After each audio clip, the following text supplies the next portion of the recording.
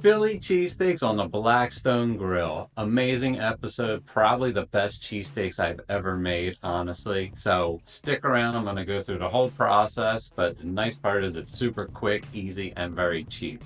So let's jump right in. What's great about this recipe, if you could even call it that, is there's three things required: rolls, American cheese, and some round beef. Simple as that. Cost was about $20 for everything, and I'm not making that up.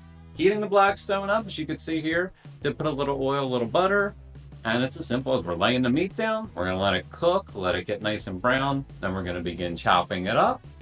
Eventually, we're going to put that cheese on, put that in the roll, and that's it.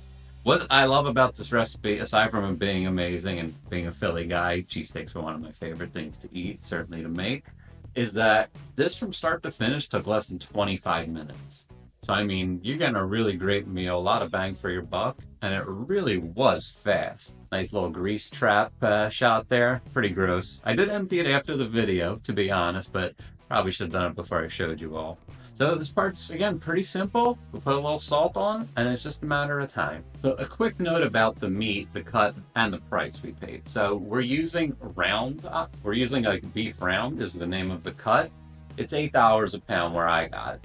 If we used ribeye, which is traditionally used in like a cheesesteak shop or, pizza place, that's going to cost you probably at least 20 bucks a pound. So that would make this five cheesesteaks for $20 all but impossible.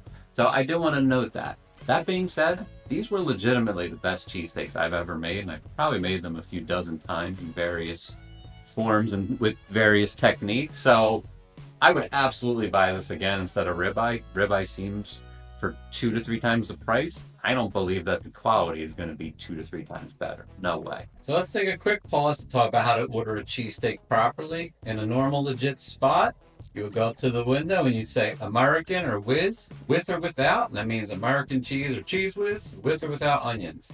You do not order provolone. Yes, I'm thinking of you, Joshua Weissman. I did see that video and I was disappointed. Anyway, let's get to the chopping part. The meat is now nicely cooked. You can see it's brown. I'm taking my scrapers and I'm just kind of holding the meat down with one and scraping the meat off with the rest.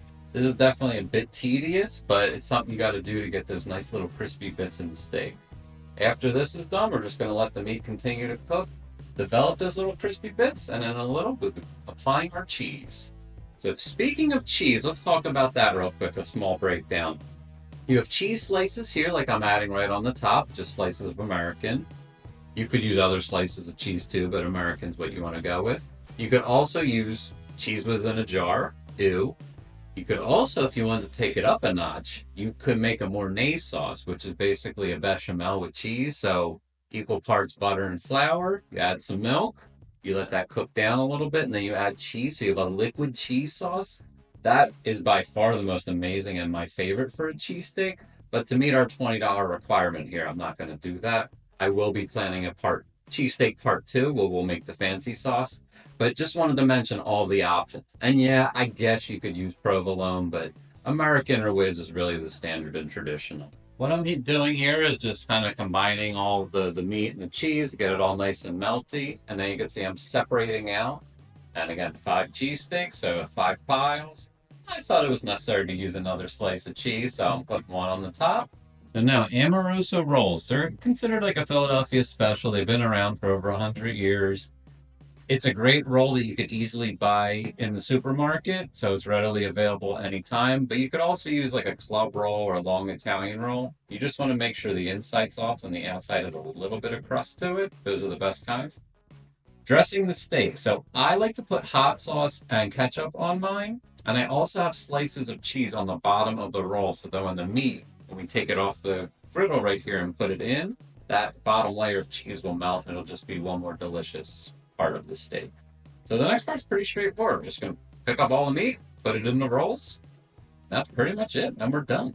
Final step, which I definitely didn't video, is just wrapping them in foil. So no different than you would if you ordered one at a cheesesteak shop. We're just going to take them and wrap them up, throw them in the fridge, and then we have leftovers for a few days. Finishing up this absolutely fantastic cheesesteak. See the cheese dripping out the back. It was so good.